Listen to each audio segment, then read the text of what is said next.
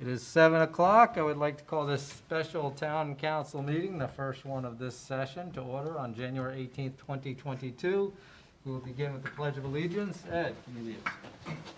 I pledge allegiance to the flag of the United States of America and to the republic for which it stands, one nation, under God, indivisible, with liberty and justice for all. Thank you. We'll now move on to item C, public comment. We will first open the floor to anyone here with us in the audience who would like to speak. If you do, please stand up, state your name and address, and try and limit your comments to 5 minutes. Seeing none here in the audience, do we have any public comment online? I do not see any hands raised. Okay, seeing no hands raised, we will move on to item D, consideration of special topics. Number 1.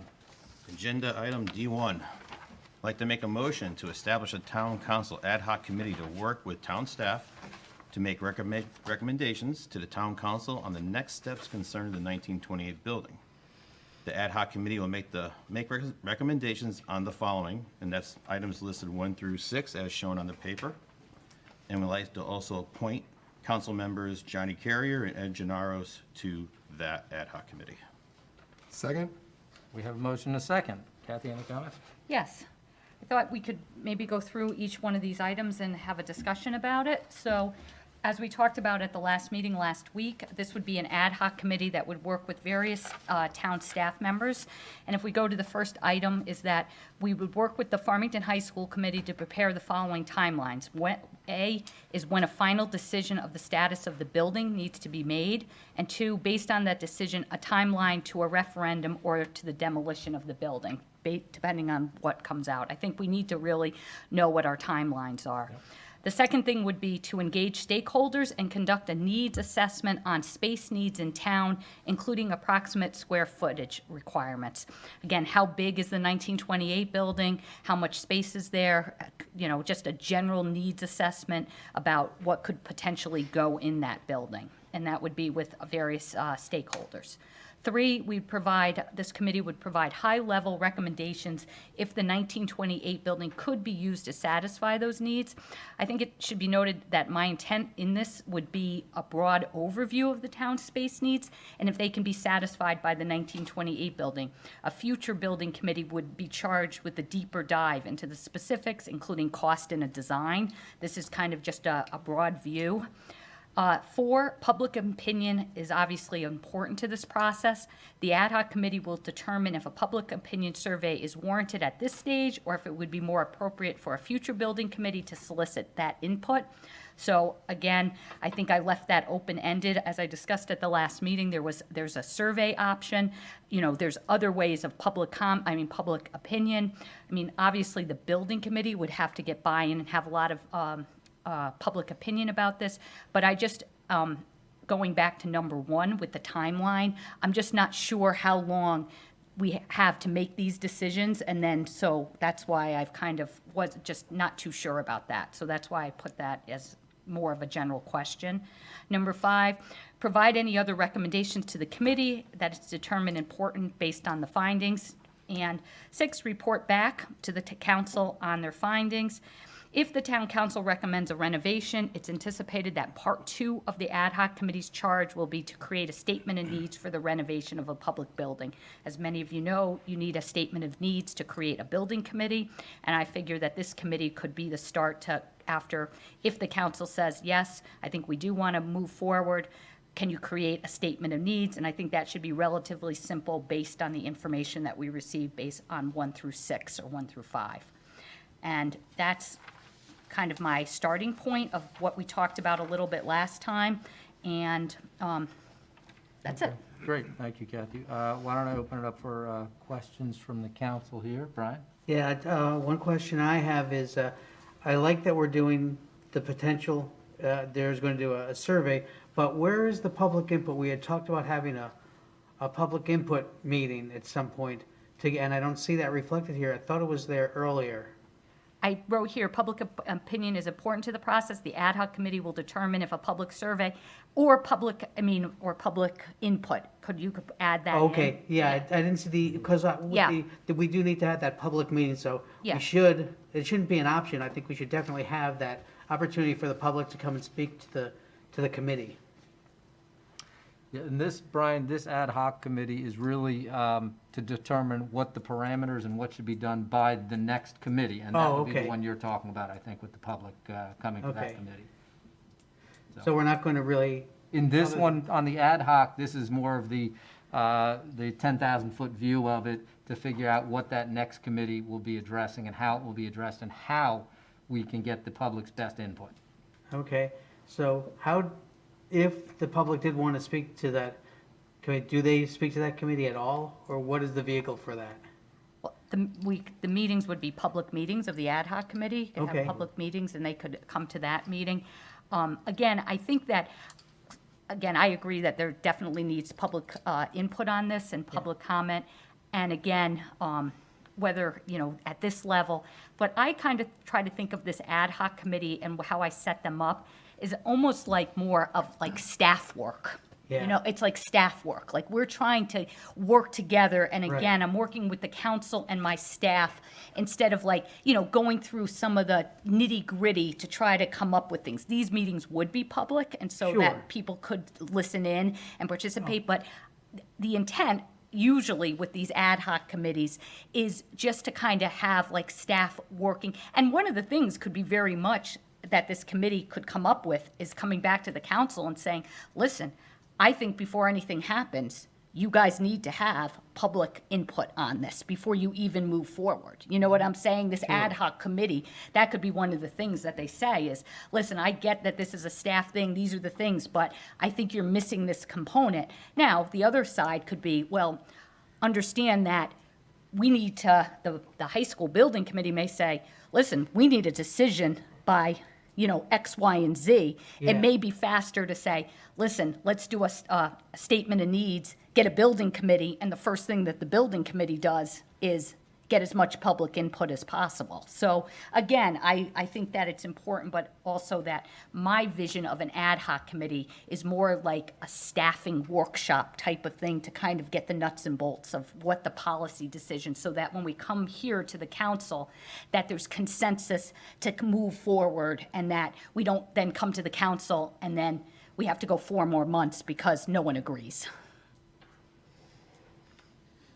I'm just concerned that we may hear from the public, they may be upset that they may not be included in that somehow, but I'm glad that we have the option for at least a survey. Yeah, and one of the keys here, Brian, is if we have this decided, for instance, the public has no clue as to what the space needs are for the town. The public won't be able to tell us what the building committee's timeline are. A lot of the items on this high-level view are not things that the public is going to be even having knowledge of. So we want to make sure we set this up so we can not just get all the proper information out to the public. When they're engaged, we can get their full engagement, but we also need to work, regardless of what this time frame is that the building committee says, on a fairly tight timeline, because this is something that has to be decided clearly long before any buildings come down. So we want to make sure we move it well efficiently at the very beginning, so when the public is involved, their public has much more value. So, but I appreciate the thought. Ed, you had a thought? Yeah, I did, thanks. Yeah, I definitely agree with Brian. I think, and I think Kathy recognized this too, that public opinion is going to be very important for this overall process. I think we're going to have a lot of different opinions, and we want to hear that and digest that as we're going through this process here of looking at 1928 building. One question on number 3, where we're kind of calling this a high-level recommendation. So is that language kind of leaving it open enough that if, let's say let's say it goes to, after this committee, it goes to a building committee, and the building committee comes up with another idea that's maybe like a hybrid of what this committee comes up with the town space needs, and maybe some sort of mixed use where part of the building is for something, some other potential use, and part of the building is satisfying town needs. Would this be is this language flexible enough that we'd be able to, the town council, they could come back to the town council and present some sort of idea like that to us? Right, I think that this committee would present that, because the committee, the regular building committee, would have a charge. Yep. And this committee could recommend to the building committee Yep. that charge, that they look at hybrids of various things, after absolutely. But I think that it would be this committee's idea eventually to come up with the charge and the statement of needs to the council. And so you could charge the next building committee on anything the council really wants, and I think that's what this group would talk about.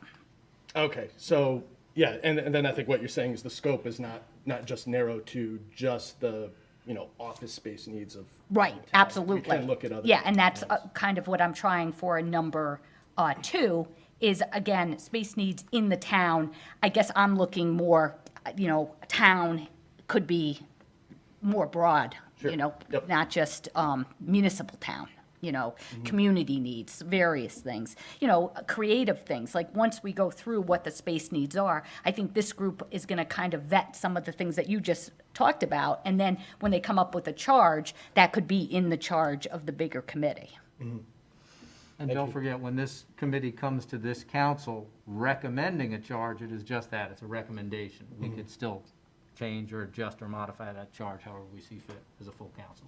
Right. Keith? No questions. Okay. Joe? I'm good. Rufina? All set. Donnie? Fine. Okay. We have a motion, a second. Any further questions? Hearing none. All in favor? Aye. Opposed? Motion passed unanimously. Next item. Okay. Agenda item D2. I'd like to make a motion to adopt the 2022 through 2024 Town of Farmington Strategic Plan Town Manager Goals. Second? We have a motion, a second. Kathy? Okay, what I thought I would do is, and I think, Kat, it'll show up on their screens too, correct? No, because they're not logged into. Oh, okay, so we'll go through, it's here, but on the big screen, I'm kind of trying to make it not as busy for everyone, and so we'll go through it, and Kat, just to bear with me with all this new technology, I'm not sure how everything works. Can I get that on my screen? There you go. It should be there now. And where would it be? You can't, I have to control it. But Don't touch anything. you Okay. have you have Zoom up on yours, so you should So I be able to see it go- reflected on yours. Okay. There you go. Got it. Okay. All right. So if we start on page 1, just wanted to go over, first of all, CJ, you and I spoke offline, and I just want to make sure that we thought that we'd go through all the goals first, and then come back, and I just do high level on each one of them, and then we'd come back and ask questions and go through them in detail. Is that? So for clarification, Kathy's going to go through the entire strategic plan. She's going to give her high-level descriptions, then we're going to go back and have discussions after that. Okay. Okay. All right, so on the first is our key, and just to let you know, we do it as a red, yellow, and green, and it's just time frame, cost, complexity, and workload, and we're just trying to, give a broad brush on some of these goals and objectives. One thing that I wanted to make sure everyone understands about is that cost is twofold, is that cost of studying it may be limited. It's low to study it, but it could be expensive to implement it. So studying something, I may write that the cost is low, but in reality, if you actually did the goal, it could be very costly. So again, I'm just putting the cost, the immediate cost. So just so there's clarity on that. All right, Kat, next page. All right, so the first goal that we had was our ad hoc for our Parsons Committee. That goal has been completed, and they have disbanded the committee. I think we need another goal on that, and it would be to establish and charge a new committee. Basically, most of that is going to be red, and so it's complex, it costs money, it's going to have a lot of staff time and a lot of town council time. So that's what that one is. Next page, Kat. The next one is to review the affordable housing. That was an existing goal, and that was complete. Now it's the implementation of it. I suggest that we move the implementation of that goal into the town planner's goals. The town council has approved the affordable housing goals, the TPZ has, and now we are implementing them, and I think that that should go into the town planner's goals. Next goal. The next one is, our goal is, this is our traffic goal, I call it, with the state. So it's to manage traffic problems with the state of Connecticut, and then report back to the town council. The first item is in black, 51-260, and that is to conduct and review the options for a post-construction traffic study. The council members that were on the past council know that that has been an existing goal. We had pushed that out because of the fact that because of COVID, we really weren't going to get an accurate traffic study because the traffic was not anywhere near what it normally is.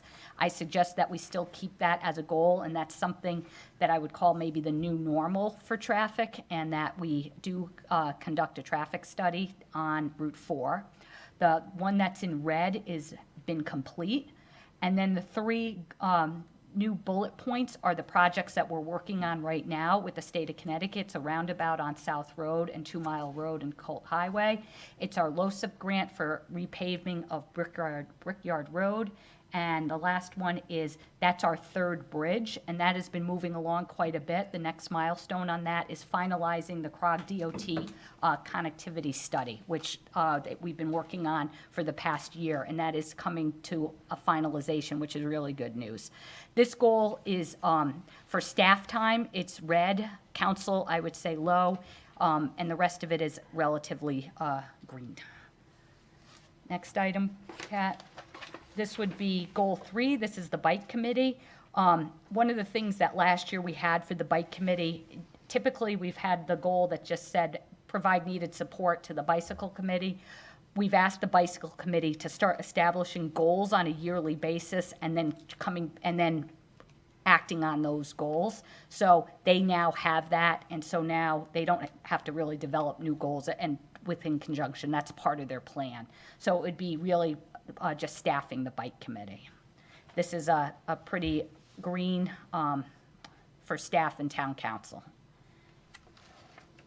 The next goal is goal 4, and that goal is an existing goal from the plan that we are, the 2020-22 plan.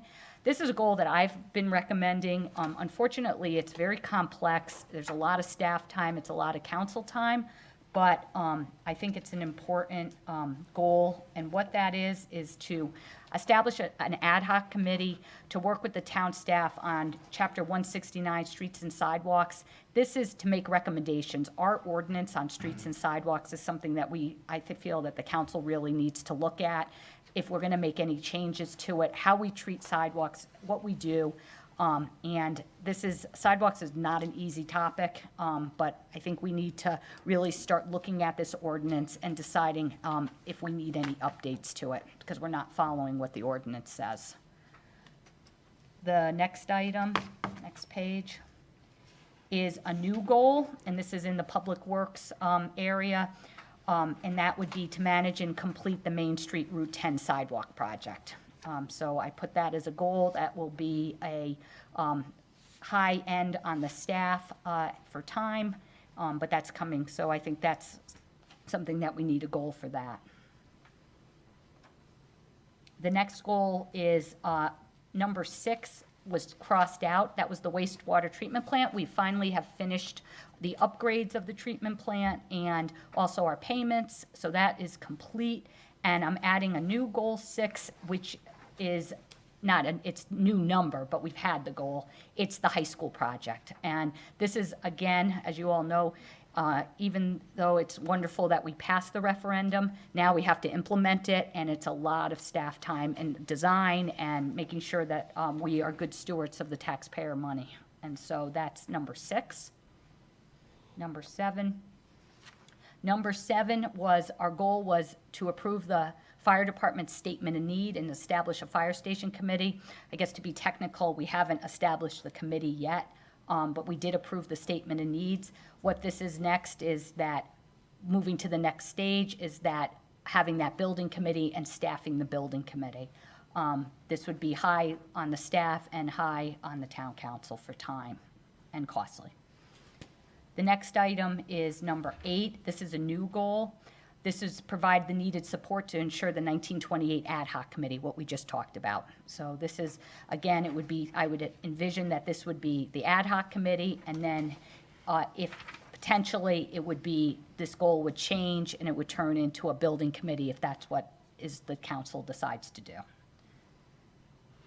Number 9 is, we're deleting well, no, I'm sorry, it's deleted off the plan. This is our cemetery committee. I suggest that this moves to the town planner's goals. It's something that we still need to investigate, and now that our planning department is going to be fully staffed, I think that's something that they can take on and try to work with the state of Connecticut on some of the different things that go along with the cemetery, and try to work with the cemetery committee. It's, as many of you know, we've been involved in this. It's not easy. We're struggling to find land that would be suitable for the cemetery, a new cemetery. Number 9 is an existing goal. That's our land acquisition committee. So that would be, again, a committee and staffing that land acquisition committee. The next goal, 10, would be, that would be with UConn, we had a small committee that used to meet with UConn. We did that mainly when there was the big expansion that was taking place there. I think that this is something we'd still be meeting with UConn, but I think it could move to the economic development goals. The next one was an existing goal that we didn't get to over the last 2 years, and that would be a town council ad hoc committee to work with town staff to explore various quality of life and enhances a sense of place for the millennials. The next one is a number 11, and that's an existing goal, and that's, can't read it. It's to talk about that the economic development director works with regional and state economic development activities. That's a standing goal that Rose Ponte does, and the council gets a report on it. The next goal is number 12. That goal is about the Farmington Trails Council, business community to enhance the trails experience and support local businesses. This goal they've been working on, and I would say that this would be incorporated in the bicycle committee goals. So we're not getting rid of it. It would just be one of their specific goals, and that was on page 6 before. And Kat, I don't think we need to go back for it, but it was in the bike committee. Number 13 is we would move that, continue to use Explore Farmington to increase engagement with the town residents and local businesses. I would move this to the economic development goals. If you remember, this was a goal 2 years ago, is because we did a very, very big push to enhance the site and made substantial changes to it. We'd always be doing that, but I think that could be an economic development goal. I don't think it needs to be in the town council and my goals. 12 is an existing goal. It's our budget goal. So we just changed the date for 22-23 to do the annual town budget.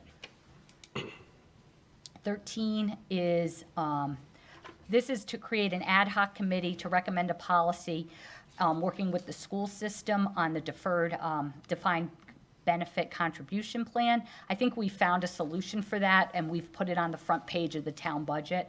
I don't think that we need to have an ad hoc committee at this time, and we can continue with our current policy. It seems to be working out okay. 14 is a new goal.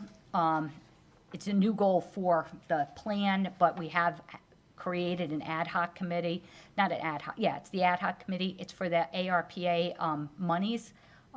So this would be that committee, the stimulus funds from the from the federal government. The next goal was an existing goal, which was complete, and that was updating our property tax relief ordinance. So that was completed. The next goal is an existing goal, and that's with meeting with our state delegation on a yearly basis, and they're coming next month. Number 15 is just my standard goal, that it's my day-to-day operations of managing the town of Farmington. Number 16 is that I provide a yearly report to the town council on the goals and objectives. Number 17 was an ad hoc committee that 2 years ago, we went out for a bid for legal services, so that was complete. And on new goal on 17 is that I think we need a goal about managing and monitoring all COVID-19 related activities. Unfortunately, COVID has now been going on for quite some time. I think it needs to be in the goals because it does take a substantial amount of time. 5.2 in number 18. This is just part of my job is obviously to provide the town council with technical information, policy, recommendation, and legislative advice at each town council meeting.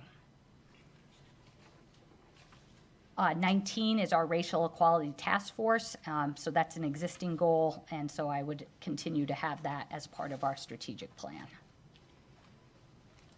Number 20 is, again, an existing goal, and that's our Green Efforts Committee. 21 is a new goal, is to oversee the completion of a renovated new skateboard park, which we've been moving along for. And then goal 21, I'm sorry, Kat, I missed that. That was our comprehensive 10-year facility program at Tungus Mead. That was completed. And one of the aspects of the 10-year plan, facility improvement, was a new skateboard park. So the council last year funded the new skateboard park, and we're moving towards completion of that. 22, that is the Trails Council. That is delete because it's been completed. I think the only thing that we're still working on, and I think that would go in, again, the Bike Committee's goals, is the water fountain. I think we still need to do the water fountain. And that's it. Thank you. All right, so what I'd like to do is go back through at a slightly slower pace so we can have some discussions, and if anyone has, as we're going through the different items, anywhere they need to add, comment on, stop, we'll do that as well. So we'll start with Goal 2, Transportation and Land. And as you see, under the Goal 2, we had a 2.2, establishing a new charge for the committee. Any questions or comments on that? Okay. Let's see, then we go on to our state projects. We've got the roundabout, the Brickyard Road paving, and the additional river crossing, which is moving forward. Any questions or comments on that one? Regina? Yeah, so would this be the committee or whomever does the interface with the state? Maybe 2 months ago, there was an accident off of Route 6, and it effectively closed that, so we were all redirected through Mountain Road and then through Farmington on Route 4. And it just made it apparent, like if any time there was a thoroughfare, an accident, or if there was like a weather-related closure or something like that, we would effectively be closed as a town because there's no way to enter or exit because those two arteries are blocked. So I would just recommend whoever we talk to, like, are there any other, I know we're thinking about a third bridge, but are there any other mitigation strategies that we can put into place in the next year, 2 years, to kind of maybe take care of some of those potential issues? I know that we can't widen the road because it's a state road and Route 4 is kind of effectively done in terms of construction. But what are the other things? Are there any other options that we could look at in terms of traffic and in terms of getting people through? Kathy, any other areas that we've done other than what we've been doing with traffic lights, things like that, and redirecting? I think this is the big one, and part of the problem is, short of making new roads, we've been dealing with the roads that we have. This would be actually adding a road to try and mitigate that. But is there anything that we've been doing other than that, Kathy?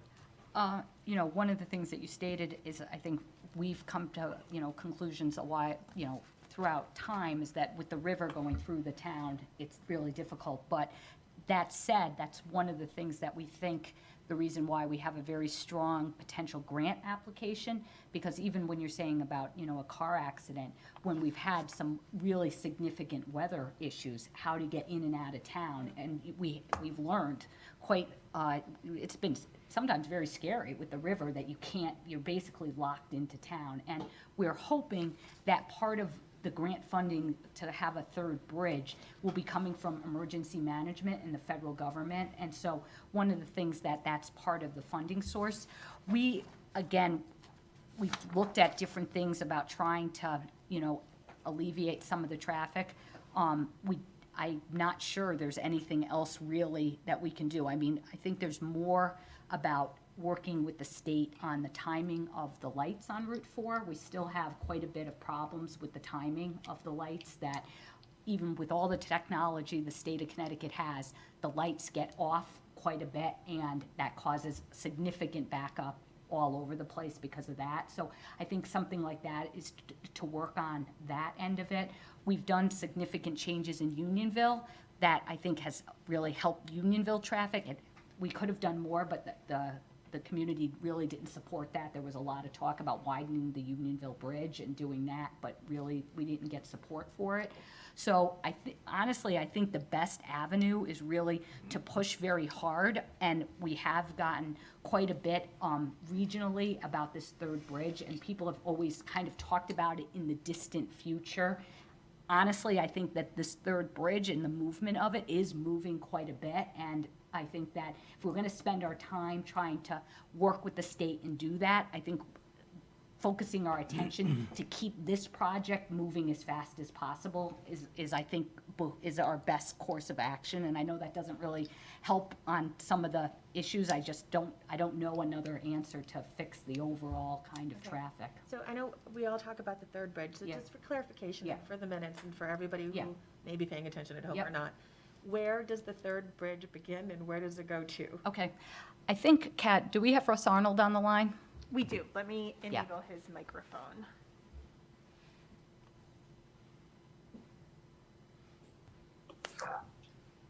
Russ, are you there? Can you hear me? We Yeah, can hear you. Yes. All right. Hi, Russ. Did you hear the question? As if there was some discussion about the third bridge. And Rafina asked if we could, just for the minutes and just for clarification, where the town council has approved and where we're working, where the third bridge would be, where would it start, and where would it end? It's going to be right at Monteith Drive.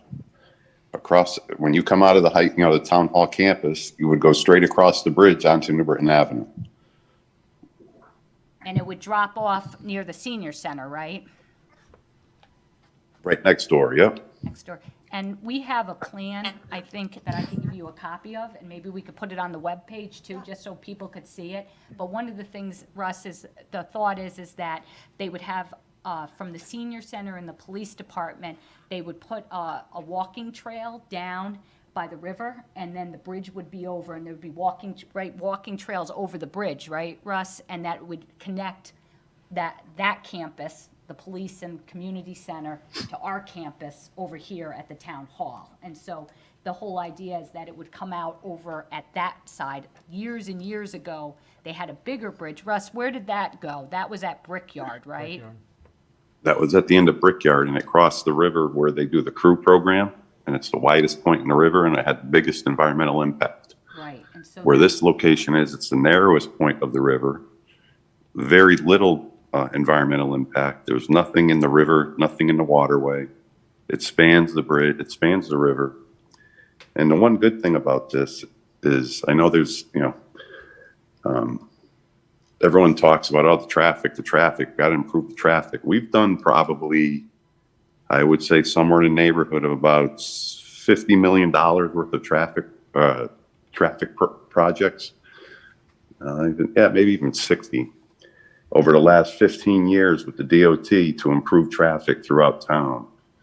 And that includes the bridge in Farmington Center, Route 4, Unionville Center, projects on Route 6, street traffic signals. So to me, we've done pretty much everything we can do in town except for this bridge. And this bridge will remove traffic from both centers, which will alleviate those corridors, thus providing people a quicker way in and out of town to get through town. Right, but Russ, you're So- saying that it's coming from Monteith, right, to go over to Route 6, right, from Farmington here? Right here at the end? No, you're gonna hit New Britain Avenue. It's nowhere near Route 6. You're gonna get on New Britain Avenue down by Oak Ridge and by the, right as Kathy said, just to the west of, or south of, the police station and senior center. Right, but that's in the middle of town, so the pinch point from where I live on the other end of town, like by East Farms where Brian lives, right, will that take care of that pinch point as well? Like, how does it, I'm sure that there have been traffic. I guess I'm not following what pinch point you're at, because this will remove, by putting this bridge in, it'll remove traffic from the Route 10 corridor and the Route 177 corridor, as well as the Route 4 corridor. Okay, so if you're So coming. I'm not sure what pinch point you're talking about on the east end of town. So if you're coming from West Hartford, for example, and you're on 84, and you're coming down Yeah? to Route 4 to get to Monteith Drive, for example. Oh, okay, yeah, Right, yeah, so understood. That routinely backs up, and it's cyclical, like, during the summer, sometimes it just backs up for whatever reason.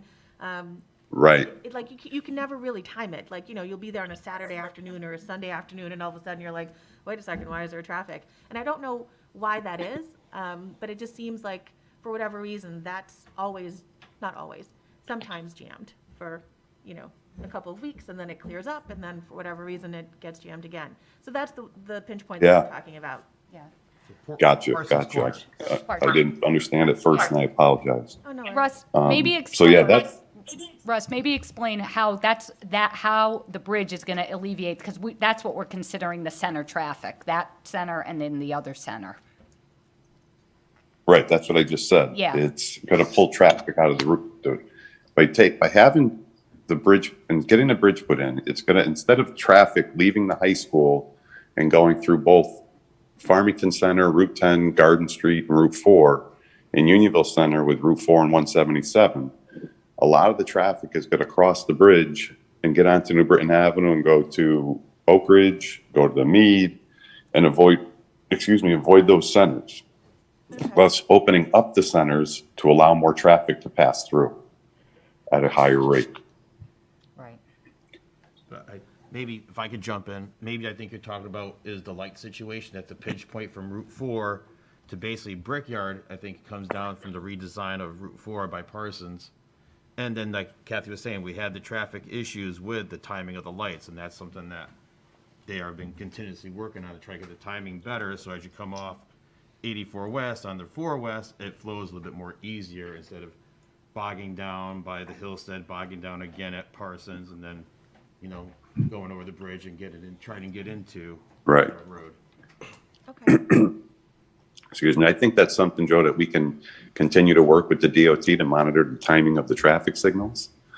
But Rafina, as you said, you don't know if it's gonna back up at 1 o'clock or 3 o'clock. Yeah, it's very And strange. it could be, yeah, it's different, and it's one of the puzzling things that even, for doing traffic for so long, there's no rhyme or reason for it. Typically, people are creatures of habit.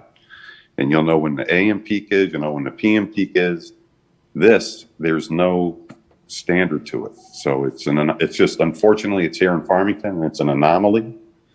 But I think by continuing to work with the DOT to monitor the traffic signals and their timing is one of the best ways that we can do it. We had it going for a while where there was very little backup, and then it gets tweaked or something happens, and it's excuse me, it's a very tedious process. Not that is an excuse, but you just can't go in and say, okay, I'm going to add 15 more seconds of green time on Route 4 westbound.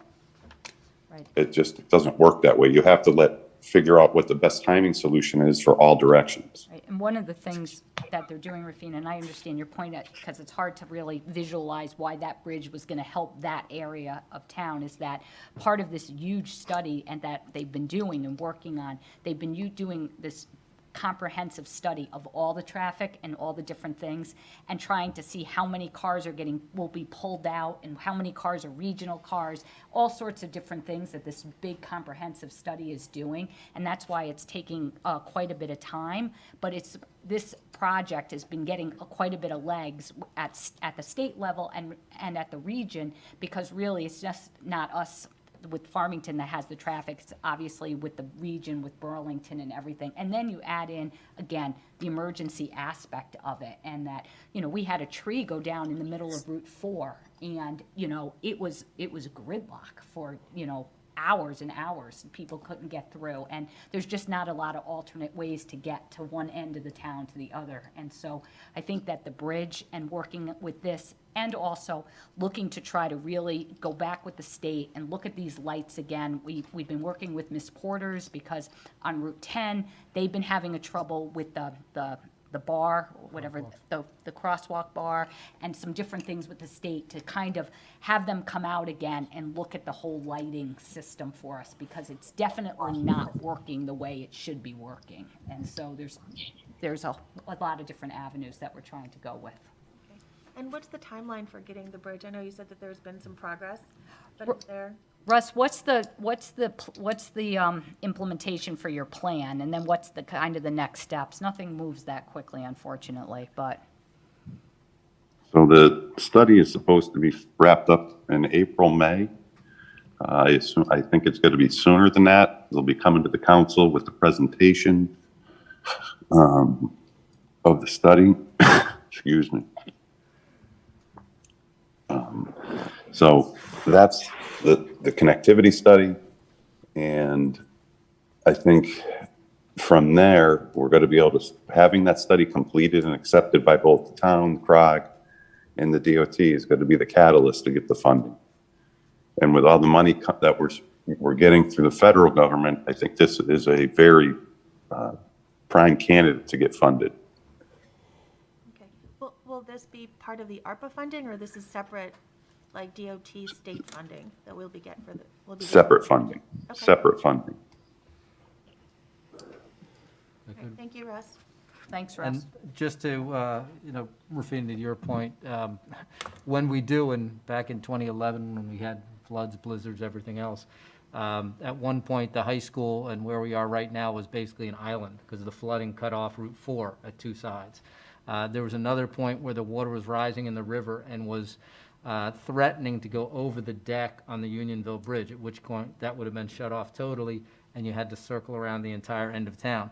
These are all the issues that we're looking at, and I think when Russ talks about the regionalization study, showing how important that artery is, not just to us, but all those people we know that pass through our town getting somewhere else. So that's critical, and if this study comes through the way we expect it will, and proves how important this is regionally, that takes us to the next step and opens up the door to substantial amounts of money, so we can get we can move forward on this. And it can be something we do actually see in our lifetime, and it's not something that's that future, one day mysterious third bridge.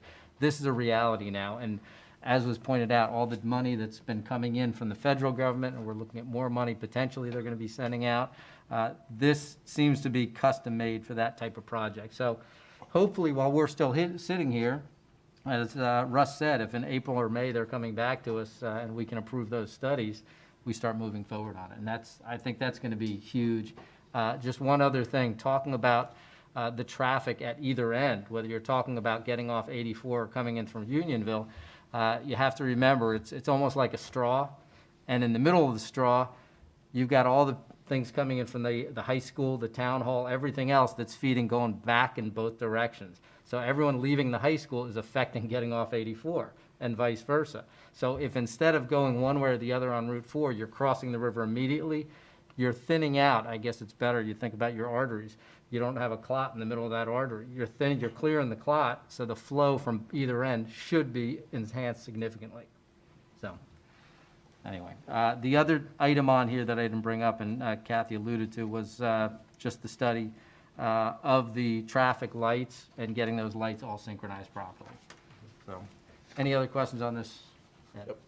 I guess kind of in this going back to kind of how we're talking about, there's, regional needs with traffic and, the state looking at what to what to prioritize.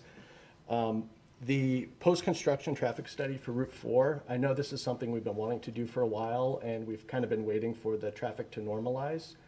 I'm not sure if it's ever going to get quite back to exactly what it was when we first kind of thought of what that definition of normalize is, but I guess where are we now at, like, I think, yeah, what I stated just a little bit, I think that we're ready to try, because I said that, basically, we're gonna have a new normal. I think what we're aiming for is sometime, hopefully, we're gonna try to get through this little wave of, what we wanted to somewhat wait for is to kind of see that Hartford would be opening up again, and then how many people would be going back to work, so that would help us out a little bit.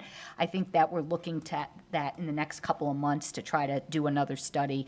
I mean, I think that the study's just going to codify what we know, but it will be interesting to see, because we are part of the bridge study. They've done some traffic numbers because of the bridge study, the third bridge study. So I think between that and then a Route 4 and kind of the area around that, we have some data from, I don't know, it was a few years ago where we did data, not just on Route 4, but we did the different Garden Street and some different things all around it. So it would be nice to compare some of that and we have a benchmark to see where we were. So I think, long story, I think in the next couple of months, we're looking to try to implement that.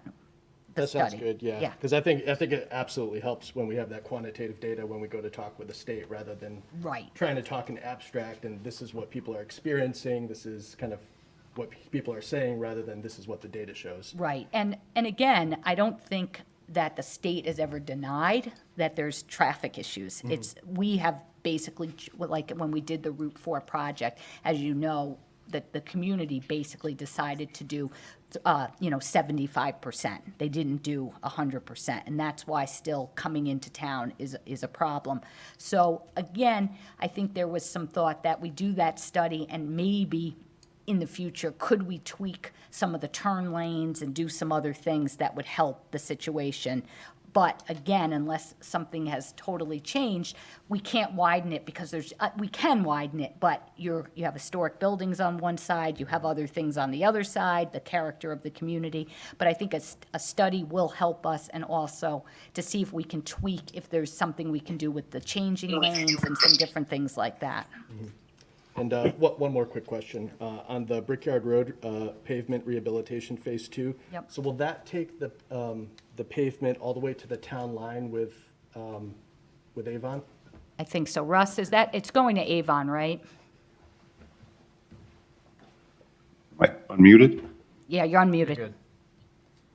Yeah, yes, that's going to take the project from Wildwood to the Avon Town line. Great. And if I could, just talk about the traffic study, just so that everyone's on the same page and what the expectations are. The traffic study that we did prior to 51-260 starting, and what this traffic study that you're talking about was going to compare the two, pre and post construction. By doing the study now, with being in COVID, you're not going to really get the same data. You're going to have data, but you're not going to be able to compare it pre and post to see what improvements were done because of the traffic not being, pre-COVID normal condition. So it'll be a study that you're going to get traffic for our new normal, but unfortunately, it's not going to be able to be used to compare what the improvements really did, what Route 4 really did, because we're not back to that point in time. Yeah, that's a good point, Russ, because part of it is that we wanted to do the study to show how much improvement was actually made. And people, again, you forget sometimes about coming out, going out of town. So I think your point is well taken, that we may not see how much of an improvement it actually made because the traffic's not the same as it was pre-COVID. But I think that we, again, we can benchmark, and maybe at another time we could do another study too. I mean, it's not going away, so. Right. But this study could potentially still show that coming into town is still a problem. Yes, It just won't show. Oh, yeah, it'll show that. exactly the Yeah. full improvement Right. of going out of town. exactly, Yeah, exactly. Right, exactly. Exactly. And the one thing with the bridge, as CJ was talking about, how the town hall was an island.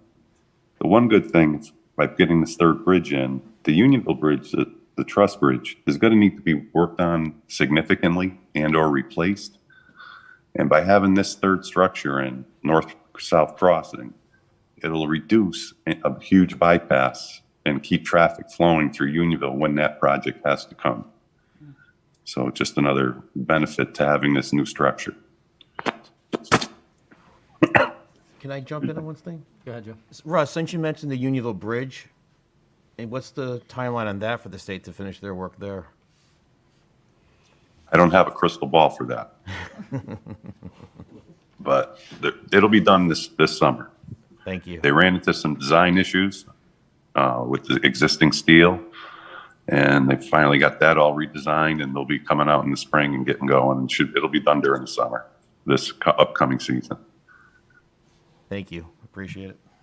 You're welcome. Any other questions on 2.3? All right, moving on to 2.4. That's just we've got our bicycle advisory committee. And the bicycle committee has been working on their different targets for the year. We will get them in, we'll get them in by the next meeting, I think. One of the things, CJ, I was wondering if you think, because you're on that, have been on that committee, is that I was thinking that a name change may be appropriate for the Bicycle Advisory Committee and calling it maybe the Bicycle and Trail Advisory Committee, because I do think that we look to this group to help us with some of the trails and some of the things that go on along with that. I think it would be, maybe it's just, change the name. Yeah, and I think you'd mentioned that, and later in the papers here, we'll find some of the goals that you were talking about moving to it, which are more trail-related. And bicycle committees statewide have actually started to go in that direction, and whether they're calling them bike ped or walking or transport or something, they're trying to be more inclusive because a lot of the benefits that you're creating for the bike community is also for the walking, the running, the whatever else you're moving along on those trails with. So yeah, I think that's very reasonable. We can look into that too. Okay, 2.5. To manage and complete the Main Street Sidewalk project. Forgot number 4. Sorry. That's, I was just trying to skip right over that. Number 4, much bigger topic. Looking at Chapter 169, Streets and Sidewalks, this is making recommendations on any updates to the ordinance of Town Council for approval and provide quarterly updates. The key here, and I'll hand it over to Kathy in a second, is all of our streets and sidewalks guidelines, we have not been strictly adhering to them. The sidewalks in front of all homeowners are their own responsibility, not just this time of year to shovel the snow or to rake the leaves when the leaves fall, but the repair is also the responsibility of the homeowner. That is part of Chapter 169 there. So Kathy, comments on that? Yeah, it just, again, throughout the last 20 years, that with different times in history when the economy has been tight and different things, the town hasn't done a very good job of maintaining their own sidewalks because of times that the budget was really tight. And we, at that point in time, we didn't really push homeowners to be fixing their sidewalks. And I think what has happened throughout history is that we need to look at that and start over. In the past, we used to have a sidewalk inspection program, and now I'm talking like 20 years ago. We'd inspect sidewalks on a regular basis, and then we'd send letters to the homeowners, and people would fix their sidewalks and do various things. One, it's a huge undertaking of the town staff to inspect sidewalks. We have a lot of sidewalks every year. Now we do that if there's really a very, very troubled sidewalk. We will talk to the homeowner and fix it. We've also been applying for state grants and various grants to fix our main streets, one in Unionville now in the Main Street sidewalk, so we've been repairing those sidewalks. But I think and I'm sure maybe some of you have heard it, we get a lot of questions and comments about sidewalks. People have very strong opinions on it. They want more sidewalks in town, then they don't want to maintain the sidewalks in town. There's a lot that goes with it, and so I think we really should look at this and do a deep dive into this ordinance and see what we need to do with our sidewalks, and do we need to change some of the policy direction, and but it's very complicated. It's not an easy topic. Thoughts? I think Keith had his hand up. Keith? I just, 20 years ago when that committee was there, do we find that we got a lot of compliance, or was there sort of just a lot of extra work? When we had a committee out speaking with homeowners and things like that. It wasn't a real popular program, let's put it that way. It wasn't a real popular program, and it's hard because, like, what is the standard that really your sidewalk then needs to be fixed versus, is it an A, is it a B, is it a C? And, the town has a lot of rights. We can lien the property, we can do a lot of different things, and we wouldn't want to do that. And then we tried at one point that we'd have the contractor, the town would put the contractor, and then all the homeowners could use that one contractor and then and that was a little bit more well-received, but again, it's a difficult program to run. And I think it's, there's benefits to it and people with their sidewalks, but, even just we have some people with compliance of getting the snow off the sidewalks. Not everyone follows that. And so it wasn't that popular, but I think that, again, I think it has to be looked at overall.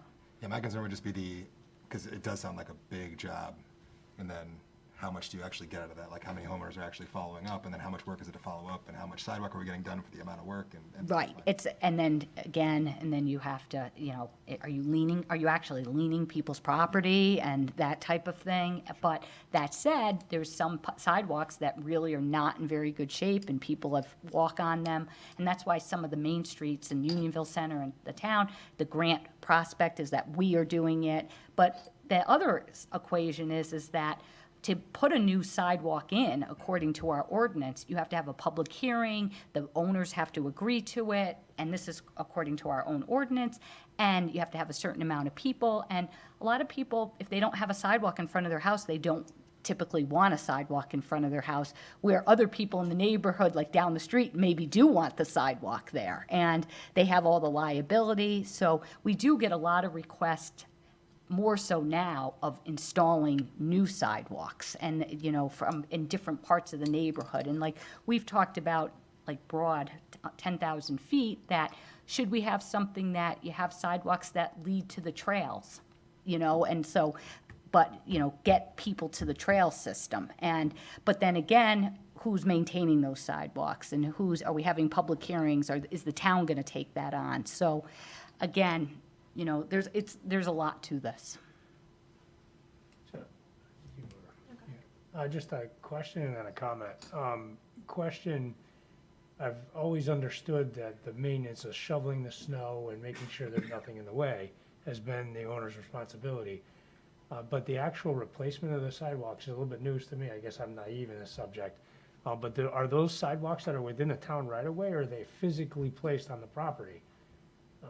That a homeowner be required to replace or repair, et cetera. It's the homeowner's responsibility. Understood. I need that's to what I'm replace saying, it, but- yeah. But those that exist within the town right of way? Let me just get, I Russ? think Russ is still on. Because Yeah. Yes, That's very yes, interesting. yes, I yes, definitely- Johnny. Those sidewalks, our current ordinance, if you have a sidewalk in front of your house, it's within the town right away, you as the property owner that it crosses are responsible for the maintenance and upkeep. And as Kathy said years ago, we would go out and we would write people letters and it just gets really ugly. And then you get, people, a lot of people don't have a lot of extra money to make these repairs, and you get into a whole nother, a lot of staff time back and forth to make sure that there's not tripping hazards and inspection time, and to get people to comply is really difficult. And then how much of the stomach is the council going to have? Are we going to, push, all right, we're going to fix it and then we'll lien the property? Is that something that we just typically don't do that here in Farmington? So I can only imagine, Russ. And then my comment is, I do believe that this ad hoc committee needs to be put together to look at this holistically, because even in my own development experience, a lot of towns are requiring sidewalks. We ask for waivers. We a lot of times don't get them. But there are situations where there's high foot traffic, and then there's situations where you're on local roads with limited foot traffic. And on those local roads, people choose to walk side by side, walking their dogs. They choose to walk on the roadways. So pretty much every situation I've been in the last 15, 20 years, we build them, we put them there, and then the first thing we do is we pile all the snow on it and don't even touch them, because during the winter, nobody wants to pay the maintenance cost of shoveling it, especially when associations and stuff are there. So I would, be behind this. Yeah, it's, yeah, and your point is well taken about not even knowing. I think one of the council people asked me a question about it today, is that about doing an education that homeowners are actually responsible for it. And I think most do know that they're responsible for the snowing, taking the snow, but I don't think they realize that they're responsible, just like you, that actually to fix it. I have a lot of sidewalk on my yard. The town currently snow blows it for me because they get out at midnight when I'm not there, but yes, so. And All right, just well, thank you. as far as the responsibility, I'm fairly certain it is within the deed of every homeowner. Somewhere it says, for anyone who wants to read all the fine print on the deed, that it is your responsibility. Rafina, you have a question? So Johnny actually asked and got my question answered, and I do agree that most people don't understand that once you have a sidewalk there, that the town puts in, because I live in a very small development, I now know that, but that you're responsible. So if we're talking about like walkability in the town of Farmington, and I've always wondered why, like, in West Hartford, everybody's got a sidewalk, but we don't do it generally because of the cost that it entails, right? Do we put it in just as a matter of course? Like, for example, if there was like a new development, would Farmington say, okay, we'll put the sidewalks in, but then after that, it's ceded to the development or to the homeowner? I think that's typically what we do now, that most of the developments, Russ, correct me if I'm wrong, think most the of the developer developments is the one now, who puts it in. the developer puts It's it in. required with TPZ, they're required that the developer put in the sidewalks, and we do that in, I believe, Johnny might be able to answer this better, or Russ, I believe we do that in just about all new developments. It's part of the subdivision regs, and it's required just like a town road width, a spec, et cetera. And then a developer can ask for a waiver, but this Planning and Zoning Commission over the last, I would say 20 years, has been not too, basically not very many waivers get accepted. I'll put it that way. So then, if a bunch of homeowners that already have an existing property without, like a, whatever, group of homes, without a sidewalk, and then they just get together and say, hey, Town of Farmington, could we have a sidewalk? And then do we say, yes, you can? Yeah, there's a whole process. There's a Okay. whole process So that they, that's new to me. I didn't Yeah. realize that was Yeah. an option. it's a whole process with the ordinance, and you have public hearings, and then who pays for it, they pay for it, and you put it down, but yeah, like I think, Kat, if you have it there, I think that the ordinance, I think putting a new sidewalk in, what does it say for that? I pulled out the ordinance today. It's a very long procedure. There's a lot that goes back and forth with the town manager's office, filing the maps, recording it in the town clerk's office, having a public hearing. It depends where. After the public hearing, the town manager has determined the extent of the sidewalk improvement and the amount of special assessments to be made. So basically, the town can say, we're gonna cover it, or it's actually gonna go to the property owners on that. Compile the costs. Yeah, I think we do it as an assessment. So Yes, if we all- do. The only thing I was looking for, I don't know if there's like a majority that has to agree, but you have to have a public hearing on it, and then you get the cost, the overall cost, and then the town would put it in, and then we'd assess the property and you could either, we haven't done one in a really long time, but you'd pay maybe over 10 years to pay for the sidewalk, or 5 years, or whatever it would be. So the homeowner would be paying for the The sidewalk? homeowner, yeah, the homeowner would be, but the problem is that even in neighborhoods, many, many times, you don't have full agreement with the whole neighborhood to put it in, and then you have a public hearing, and then it sometimes can be nasty, because you have neighbors kind of fighting against neighbors about it, and so, it's, again, people have different opinions, but there is a process of how to do it. So anytime a sidewalk is going anywhere it has not been before, we have to go through that process? Right.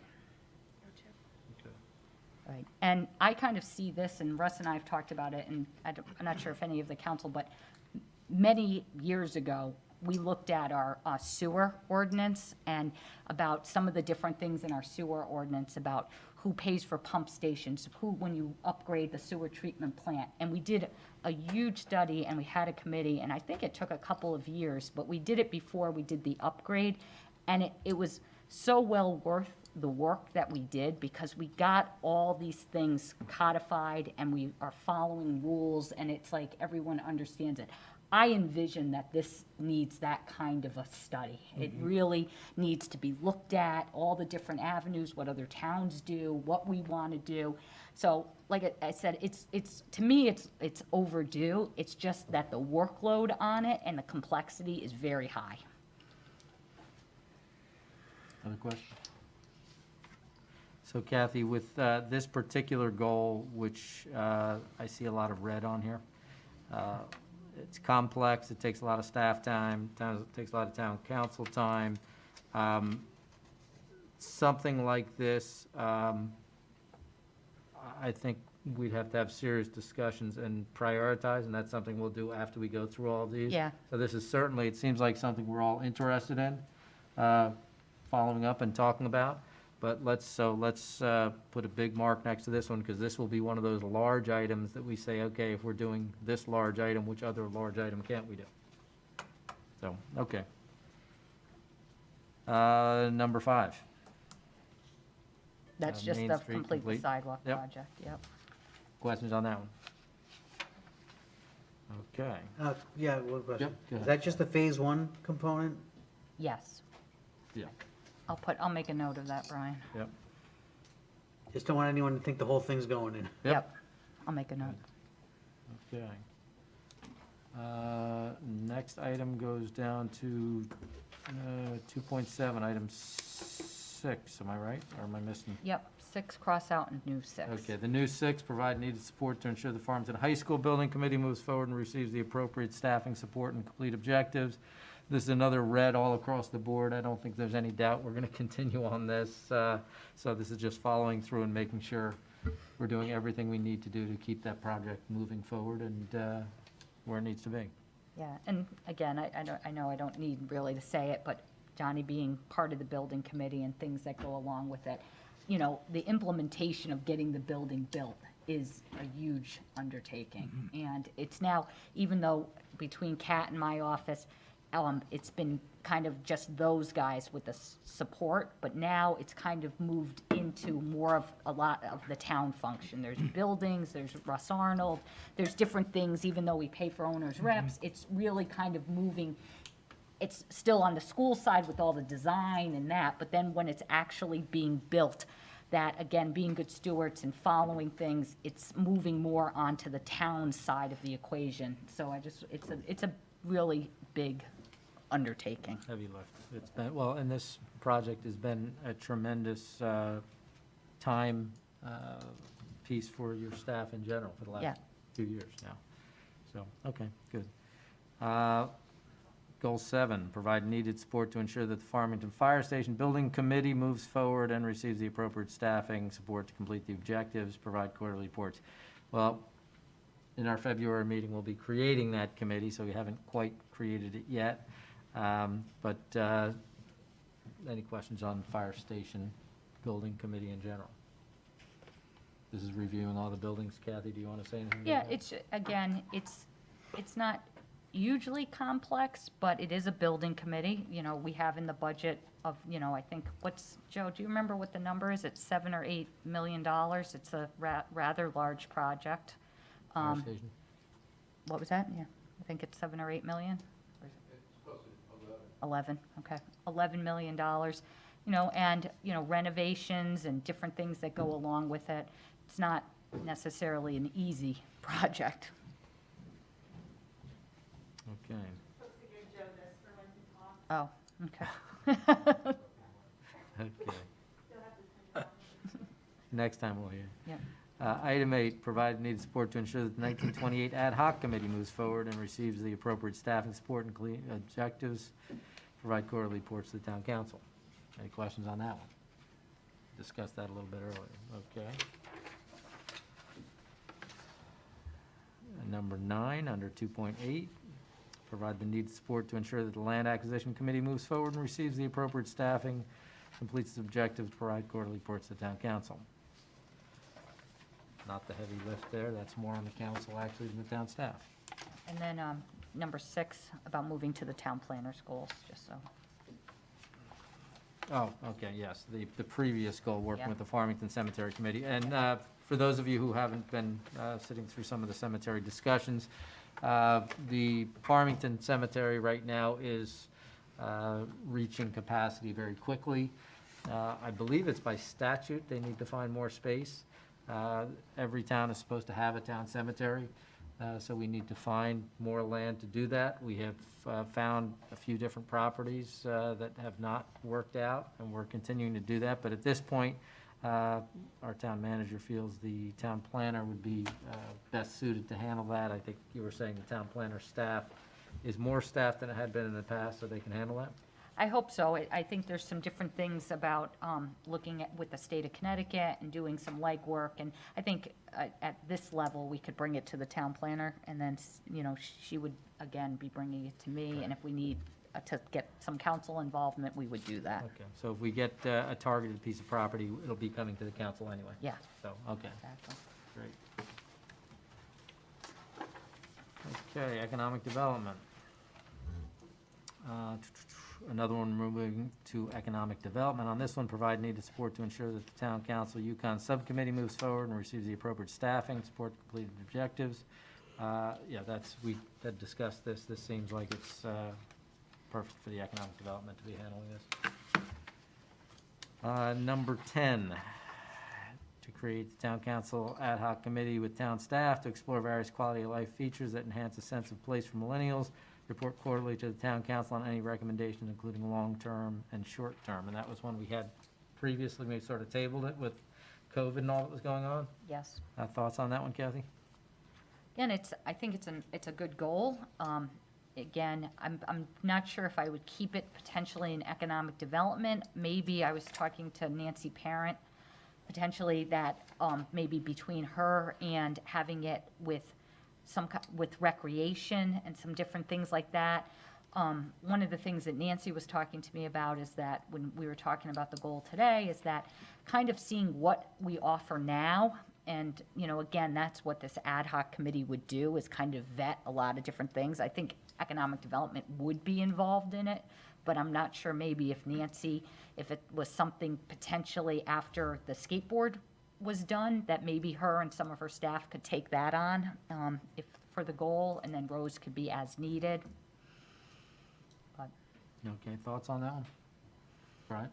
Yeah, I added this a couple of years ago, or I suggested that we add it, because I had talked to a number of younger people in town who were interested in getting involved and bringing some activities to the town, but wanted to work with the town to see what was the best way to do it. And they're still eager to offer suggestions, you know. And one of them is interested in doing a program at the new high school that would be broader and income and economic development for the town. So they thought there were some good ideas, and they wanted to work with us to make those things happen. Brian, when you're saying activities, are you talking, because you said economic development also. Yeah. Would it be more activities that fall under the rec department type activities, or would it be? Not exactly. There were some that they wanted to do some frisbee golf and things. So that would certainly be rec department. Other things were bringing events to the town, Okay. which would be more economic development. Other thoughts on number 10? When I was reading this, before Kathy even spoke on it, I thought it was more of an economic development and recreation issue. When I was reading it, actually, I put a note that I just needed clarification because I didn't know if this was, in planning and zoning, they just had an approval for a large building by Prattling Pond, which was supposed to sort of attract younger homeowners to the area. So I didn't know if we were looking for places to live for young adults, or it sounds more like activities for younger adults. And to me, I think that all falls under recreation, economic development. Yeah. I think one of the things, again, it's the ad hoc committee. We weren't really 100% sure what, everyone had like a lot of different ideas, and that's what this committee would do, is kind of vet some of the different things. Like one of the things I was talking about with Rose and some different things, like almost like a communication of like what's being offered that maybe younger people would have an interest in, that are going on, like a section on the Explore Farmington that maybe people like the trivia night, or they like a comedian that's coming to one of the restaurants, or something along those lines, that, communicating that out a little bit more, or something along those lines. Nancy was saying to me, in recreation, we do not, and typically I don't think towns do, we don't program for, other towns do, but we don't program for adults. So we don't have any real recreation programs. We don't program for adults. And again, whether it's frisbee golf or some kind of thing that's more for the adults.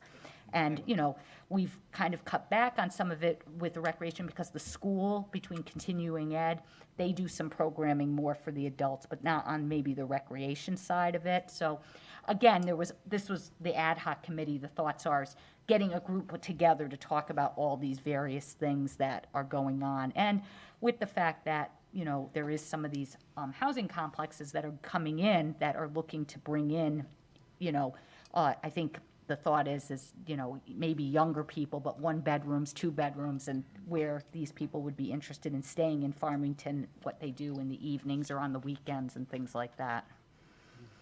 And businesses have been saying they're looking for activities for to draw young people in. Yeah, So that's a big component. That would certainly be an economic driver. yeah. So creating an ad hoc committee here, we'd be potentially having an ad hoc committee with Nancy and Rose, is that what you're thinking? And then decide Yeah, who is best to woo the millennials? yeah. Yes, I think all of these goals are really great goals. I think when we go through them all, I think that, I think we need to talk about priorities and about what we actually can accomplish over 2 years. Yep, okay. All right, that's good to clarify that. And that, as we're going through, because we're going to go through all this, and then we're going to discuss the time, and keep in mind, if you're rallying behind having an ad hoc committee, your name will be at the top of the list to be on that ad hoc committee. Okay, moving on. Number 11. Number 11, actively participates in regional state. That's something that we're currently doing and have been doing. Yes. Don't plan on changing that? No, and that's one of Rose's priorities, is that she does spend a considerable amount of time being out there and seeing what's going on, and she does a wonderful job for us for that. Right. Number 12 is going to the Bicycle Committee. That's the partnership with Trails Council, and that's the idea of expanding the name of the Bicycle Advisory Committee to something else. Yep. Okay. Number 13, Economic Development Director. This is, again, the Explore Farmington. She's done a great job of taking advantage of Explore Farmington to not only draw people in throughout the pandemic, but to help the businesses, help people understand which businesses are open and all that, so I think that's great. That makes sense. Okay, under 4, budget. Can we skip 12? Yeah. Just kidding. Prepare and present the 2022-2023 annual budget. So this is something we do every year, so we'll continue to do that. 13, okay, is a completed one. The new 13 is provide needed support to ensure the ARPA Ad Hoc Committee moves forward and receives the appropriate staffing. This is a fairly critical one because this is time sensitive and there is money coming in we need to deal with. Number 14 is another completed one. Tax relief, we did a great job on that, I thought, last year, and increased that. The new 14, continue to meet with Farmington delegation on a yearly basis. We bring them in every year and let them know what's important to Farmington and hear how they've been helping us out over the course of the past year. So we'll do that again. That will be in February. Under number 5, item 15, manage and monitor all town departments. Something that is always occurring and will continue to occur. 16, yearly report on the town manager's goals and objectives. 17, the old 17 is a completed one. New 17, manage and monitor all COVID-19 related issues, provide quarterly reports to the town council, an item we're adding that 2 years ago we didn't know existed because it didn't exist. So this has been, if you look at the coloring down there, huge in the complication and the staff time involved. Again, it's been rewriting the book on how to run a town, and compliments to the staff because they've done a tremendous job on that the past 2 years. We just have to now put it in our goals and objectives. Yeah, and if I could just kind of speak to Yes. this a little bit, because really over the last 30 days, again, the whole COVID-related municipal issues has really ticked up. And I think that the council, I'm sure you're aware, is that when something comes out and there's a change, it's really all hands on deck, and everything really gets dropped to manage a lot of the COVID issues. And after the last 30 days, we were distributing masks, we were distributing kits. Our employees, we're down, things have loosened up a little bit, but we're probably down 25% of our staffing right now with people, whether, doing close contacts, making sure that we are providing our services, with snow plowing and with the police and with the fire. So, and then the other thing that we're learning now too is that with that comes your day-to-day operations have been changing. And I'll give an example of Kat, who manages a lot of our personnel. So a lot of the personnel, again, with the COVID is, contact tracing. Can someone be in work, not be in work? What goes along with it? That type of, on the calling people and getting that straightened out. But the other part of it is that there's personnel issues that come along with it. And there's various things about vaccines and what we're doing and who's doing what and the union. And again, the day-to-day of what it's different. It's different. It's a whole different aspect of personnel that we have to deal with, which we never had to deal with before. In Nancy Parent, for instance, in social services, there's a lot more mental health. There's a lot of different things that her day-to-day work is different now because of COVID. And again, with the dial-a-ride and with the senior center and how much we're providing the service and what we're doing, it's changed quite a bit. And our service level is a little bit different. And we also are working in a system where a lot of people are still not working. They're not working in their offices. They're working from home. It's a whole different environment, and unfortunately, when it hits, it's all hands on deck. And I guess over the Christmas holiday and what's happened is that, and it's like this in the school system, is that our municipal employees, our police, our fire, our human resource people, everyone is really kind of at the end. And I think that we should be aware of that. It's really been a long time of trying to really keep up the service level, and especially now with a lot less with the employees. And so I just want the council to be aware of that. I know some of you are, but it's tough. It's very tough. It's tough on the employees, it's tough on the staff, and it takes a lot of time. Understood. And that's, clearly, I think everyone who's watching this and all of us up here have been going through similar situations in our own lives. It's been far too long, and certainly far longer than any of us expected we'd be going through something we had never experienced before. The challenge on the town side, as Kathy was bringing up, you have something that changes and you have to respond instantly.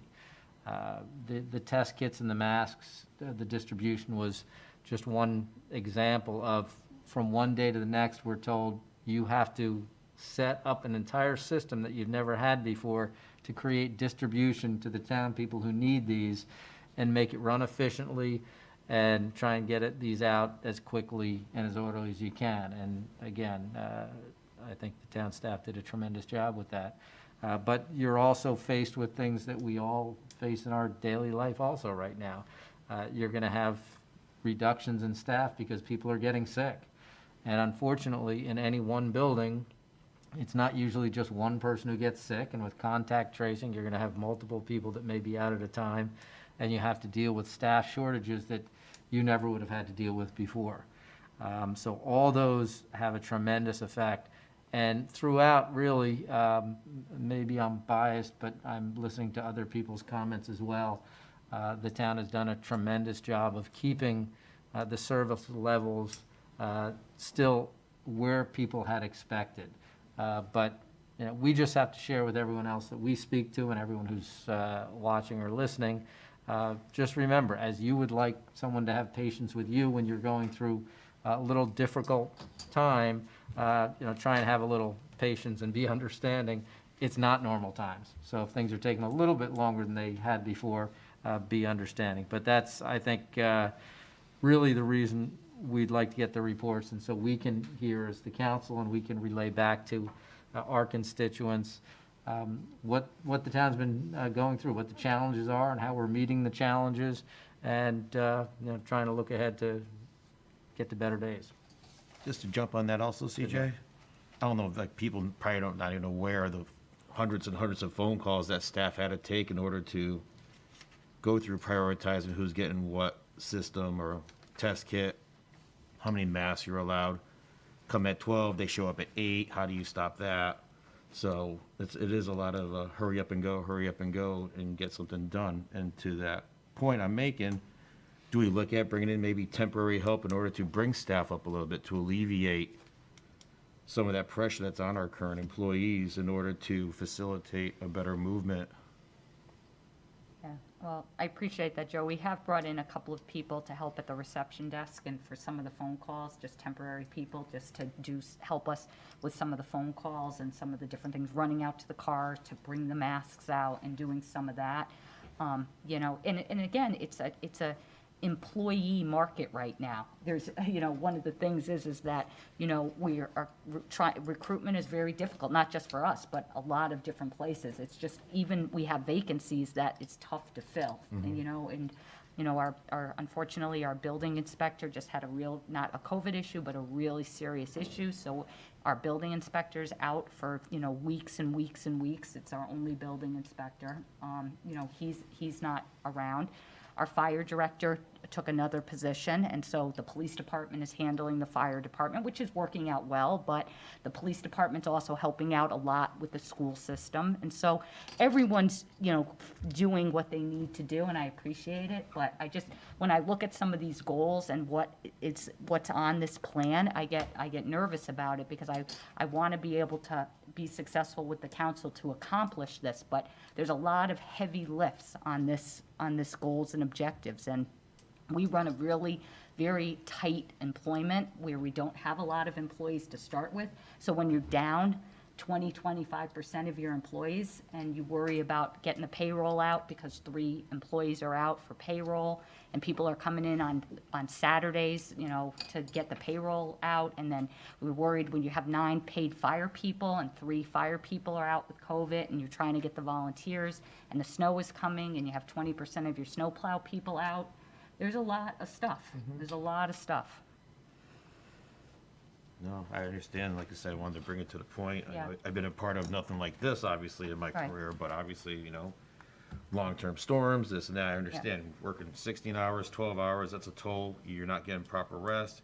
you're making your system more susceptible to getting sick, so it's frustrating and hard on us, so appreciate all you're doing. And that will be our next steps, just going through after we get through the whole list on prioritizing. Brian? I just want to add something and echo what everyone has said here. Kathy, I want you to know just how proud I am as a town council member and as a community member of how you and this town has responded. And being in healthcare, I understand what it takes to keep a collective community healthy, safe, and keep it operating while you're suffering from people being out. I understand what that's like. And I have to say, what you're doing is admirable. I respect that, and I'm grateful for everything you've done and what this town has done and how we've responded to the health and the needs of this community. And I say thank you for that, sincerely. Okay, COVID. moving on from COVID. All right. 5.2, Town Council Technical Information Policy Recommendations, Legislative Advice for Town Council Meetings. That's a mandatory. Goal 19, ensure that the Racial Equality Task Force moves forward with the goals of the town's action plan. They have received the appropriate staff and support to complete its objectives. That's pretty cut and dry. I think we've been doing that. We'll continue to do that, certainly. Goal number 20, ensure that the Green Efforts Committee moves forward to receive the appropriate staff support to complete its objectives, provide quarterly reports to the town council. Anything you want to add on that one, Kathy? No, I think that, again, that what we've been trying with the Green Efforts Committee is that to set up specific goals that are achievable for the committee, and then, just work towards that. And the Green Efforts Committee, they're a committee with, like some of our others, that they do a lot of the legwork themselves, and so that helps with the staffing. But what we've been talking with Shannon about is that really setting up very specific goals, so then they're making accomplishments, and we know what we can actually, what's attainable and what we can achieve. Good. Question? Rufina? I don't have any comments about number 20. I was just hoping that we could add something to 5.91 when we talk about continually striving to Okay. improve communication and transparency. Sure, wait, before you go on, is there any questions on 20? Okay, go ahead, Rufina.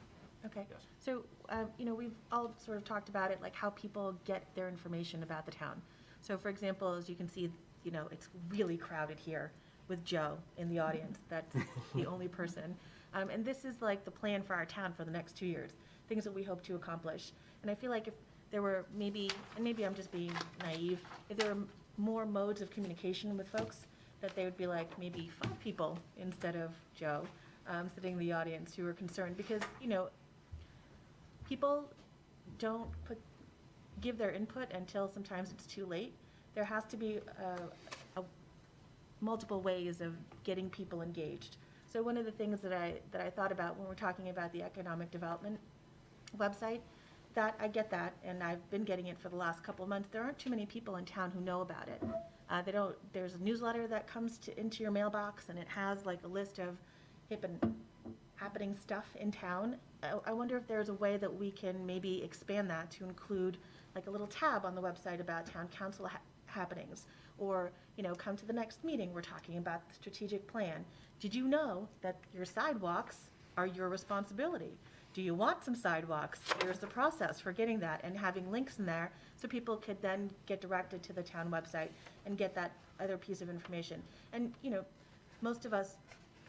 some of us get our information online exclusively, but maybe there are other ways that we can do it. Like, before when we're doing the building committee stuff, we had a little flyer at Highland Park Market, but there has to be, I think, a number of different ways to reach our citizens. So I'm just advocating for including something here for the next 2 years so we can work on that. Kathy, any thoughts, or Rufina, any thoughts on what you think that would look like?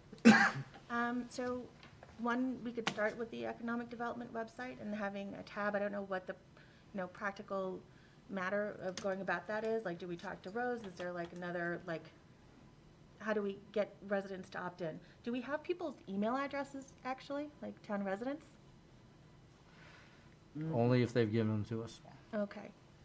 Or maybe we just start small scale, like how many of us here on this days or in the Yeah, just saying, like, our own networks and saying, here you go, here's this thing, can you opt in, can you invite your friends? And maybe it becomes like or it starts off as a grassroots effort, and more people can opt in to this other way of communicating with the town.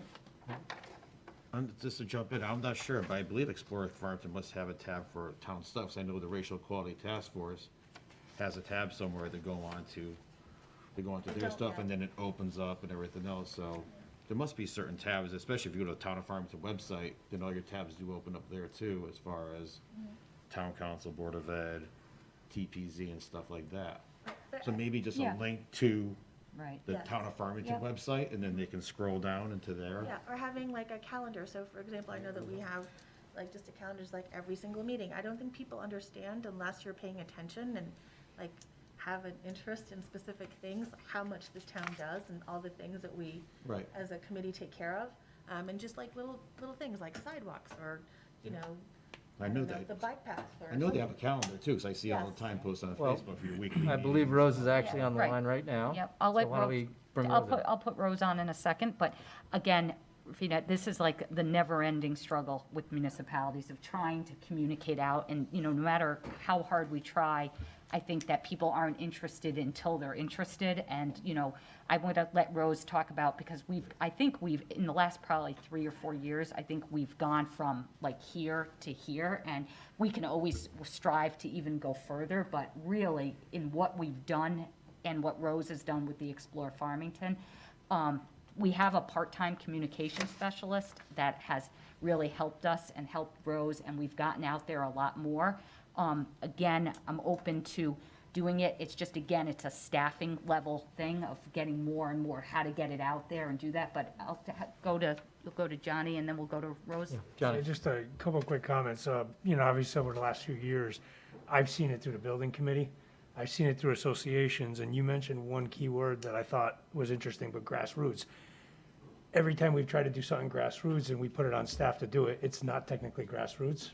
So it's more on the citizens of this town that are very interested in pushing and getting people to do it, because it doesn't matter how many emails or newsletters or how many posts that staff may do, if it's not coming from your neighbor or from other people in the community looking at the same thing, you're just not seeing it. That's the social media websites. And these are things I don't think staff's gonna get into. So I want to say that there are some struggles with just putting directives on staff when it's not, when grassroots is really the only answer to get this stuff out there. Because I would agree that the website is extremely thorough. I go on a lot of town websites. Ours is very easy to navigate. The information's all there. And I would say that even from the start of this, you know, even from the building committee side, you know, everything is on Zoom now. So even though they're not in the crowd, there's, you know, there may be some on, I don't know what's on Zoom today. This is a meeting that we put together a week ago. But that being said, even in the building committee, we would have 12, 15 people listening in where they typically wouldn't. We're recording meetings they can go back and go see later. I do think the town has made some really good headway as far as, you know, being transparent, allowing people to access stuff. Even my own wife cannot make any of the Board of Ed meetings, but she listens to them at work the next day. You know, on the side while doing her work and stuff like that. So I think the town has done a great job on that. So I'm not sure what else we could add that would, you know, be sufficient. Well, Rose, Rose, you're on here, right? Yes. Yep. Hi, Rose. Can you hear me? Yes. Again. Hi. Hi, everyone. Well, Rafina, I think you're 100% correct in talking about there's never enough communications that we can do because there's so many different ways that different people get their communication. And I think that that's why we ended up doing that Explore Farmington initiative, because we realized something that's really missing in this community is a local newspaper. Yes. And so without that local newspaper that's dedicated just for Farmington news, we have tried to do other things. And so just so you know, like for the town meetings, we go on social media every Monday and post all the different town meetings, again, hoping to get more and more community members to attend these different meetings. The town newsletter used to be, I believe, once a year. It's now 4 times a year. And that's a paper newsletter that gets mailed to everyone. We do daily social media posts, weekly emails, and then we send opt-in. So if anybody wants to opt in and be on an email list, we have a little button on most of the emails. It's funny because lately, when we do the emails about, where to get your COVID test, or when we were doing Stormy Saez, it's so funny because I think what Johnny just said really, I think, is the most effective. It's neighbors talking to neighbors and really that grassroots. I receive 2 or 3 or 4 different emails of people saying, my friend told me she gets an email from you about the COVID test. Can you add my name to it? So I think you're right. If all of you on your own social media pages put a link and said, hey, do you guys know about Explore Farmington? And then tag our Facebook page and our Instagram, that would go a long way, because then all of your friends on your social media accounts would then get exposed to what we're doing. But we're always open to suggestions. We have done an enormous amount of growth. I think we have now over 1,000 people following us. While before we started off small, like we used to have like 25 people. So we have done an enormous amount of growth, but there is still more, that can be done.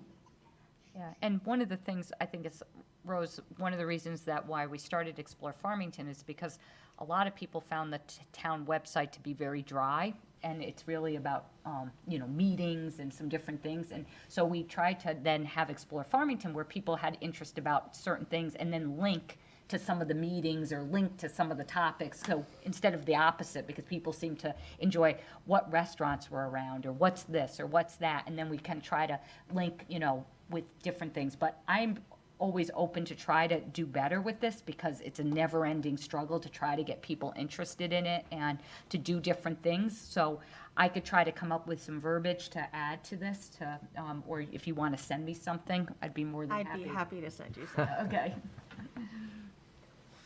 Great. Okay, any other thoughts on 20A, we'll call it for the moment? Okay. And that's, I think, we'll talk about it when we get some wording and see, is it better to be a council goal, an economic development goal? Is it, and where we could get the most bang for the buck on this? Okay. Great. Moving on. Recreation. Previous 21 was completed. New 21 is to oversee and completion of renewal, or renovate, skateboard park at Tungus Mead. So Kathy, where are we right now in that process? Where we are is that a design is being put together right now. The committee's been working on it, and we're hoping to start doing something, I think, in this season, in the spring and Great. summer. Okay. And I see green under TC, so I love this one. Okay. 22 is completed. And that gets us through the entire list. Yes. Now, what I'd like to do is, we've gone through it all. You all can take a look at all the items that are not the critical ones that will be acting on regardless. There are certain things, as we went through, that will be on that list. Try and set a priority list of each of your own. I think at the next meeting, we'll come back with our priority list, see what is actually achievable. We always like to have goals that we can achieve over the course of the 2 years, and the timeframes for them, which ones are the most critical, which ones are the least critical, so we can have that discussion. Kathy, if you could look through them, is there anything you want to add to those when we come back, or anything we should consider in particular when we're making those decisions?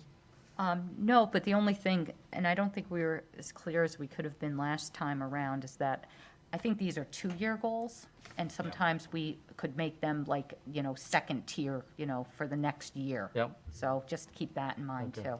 Good.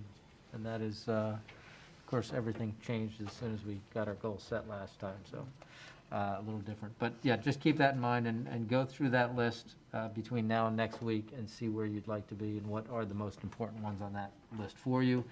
And then Kathy will help us out with which ones are truly achievable simultaneously, because some of those, you saw a lot of red in there. There's no way all of those can get priority one, so we've got to figure out which are the most important goals. The only other thing I'd like to talk about today is just kind of go over budget targets and the process there. We're not going to set one tonight, but I think we'll get a little bit of the background on it. Kathy had a nice write-up in here.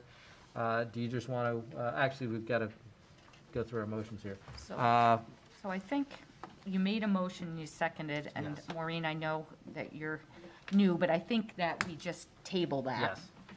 We've got a motion on the table, seconded. We're going to table that motion until our January 25th meeting. So I'll make the motion? Need a second? I didn't make the motion yet. Oh, You I guys thought it just- was the motion. No, you made the motion Yeah, for this list. You Yeah. made Oh, for the motion strategic the plan, the yes. Strategic Yes. plan list, yes. So we're going to table the strategic Thank you. plan, and now you're going to make your next motion. Right? yeah. So you made the motion to table. Keith, you seconded it. We're tabling it. Okay. All right, then the next one. All right, so we're going on to item D3? Yes. Yes. All right, make a motion to consider and take action on the budget targets for the 2022-2023 fiscal year. Second. Okay, we have a motion, a second. Kathy? This is the typical information that I usually give the town council. It's our adopted budget history, our 5-year expenditure averages, our tax rate history. As you know, it's kind of a wacky system because we don't have a lot of information available, but we're doing the budget at this time. So if the council chooses to make targets, we need them as, sooner rather than later because we are working on the budget. I do like to just mention some of the things that are drivers on the budget. One is that, as of when we wrote this agenda, the cost of living is 6.8%.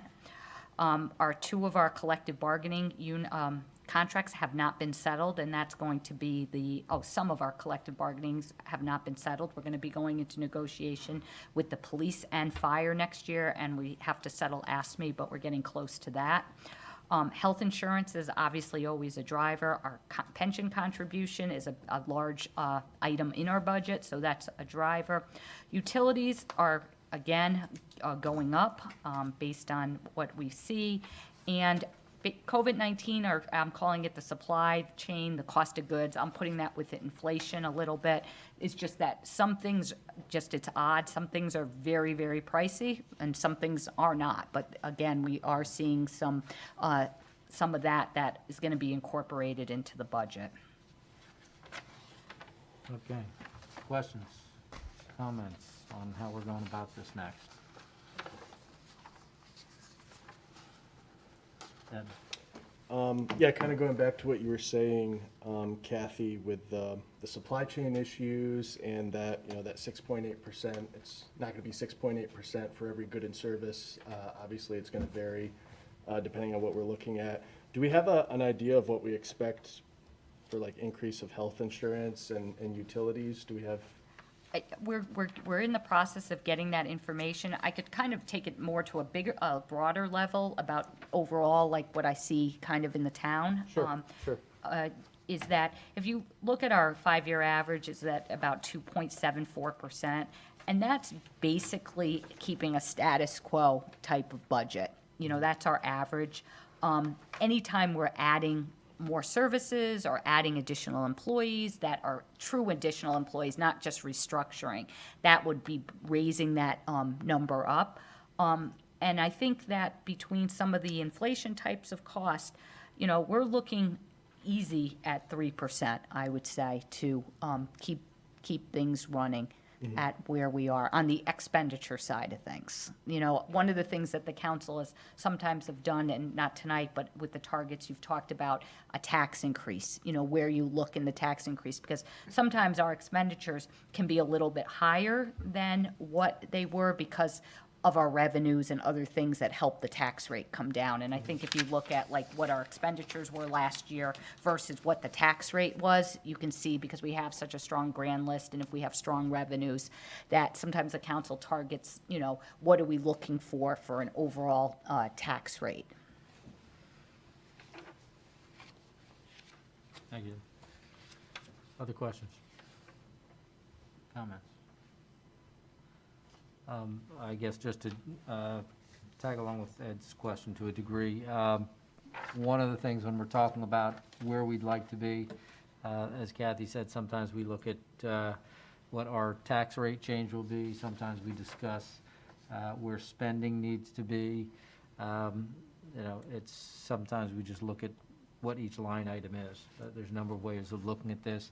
One of the items that I think we will all be keeping in mind is, in light of the high school building project, are those projections going forward, and all of those numbers that we worked on to explain to the public that we could afford a new high school had to do with a maximum tax increase of 3%. So we just need to keep that in mind, I think, throughout our deliberations here.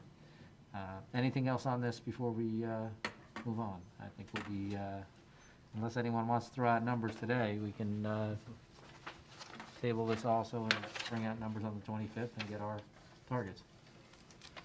Nobody wants to throw a teaser number? Okay. With I that, think I need a little more information. reasonable. Joe? Sir. Move to table this one? Sir, I make a motion to table the town manager's budget of 2022-2023 fiscal year. Second. Okay, we have a motion to table and a second. We're all in agreement to table? Okay, we are tabling this item. And what's next here, Joseph? New business. Seeing none. Executive session. I believe we have no executive session. No Today? executive session. And in light of the holiday, Martin Luther King's Day holiday yesterday, I will leave you with a quote from the Reverend Martin Luther King Jr. Everybody can be great because greatness is determined by service. You only need a heart full of grace and a soul generated by love. With that, I'll ask for a move to adjourn. I move to adjourn the January 18th, 2022 town council meeting. Second. Motion and a second. Any discussion? Hearing none. All in favor? Aye. Opposed? We are adjourned at 8:50. Thank you, everyone. Hurry.